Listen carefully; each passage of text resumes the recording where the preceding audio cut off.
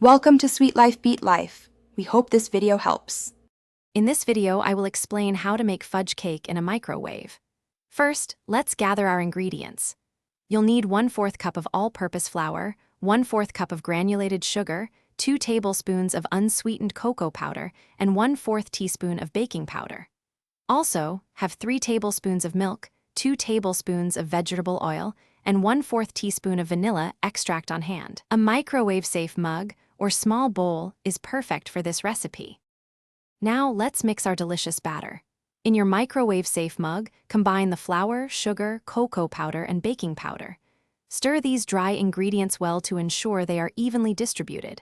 Next, add the milk, vegetable oil, and vanilla extract. Gently mix everything together until just combined. Be careful not to overmix. A few lumps are perfectly fine. Scrape down the sides to get all the goodness in. It's time to cook your cake. Place your mug in the microwave and cook on high for 60 to 90 seconds. Cooking times can vary, so start with 60 seconds and add more time in 10-second increments if needed.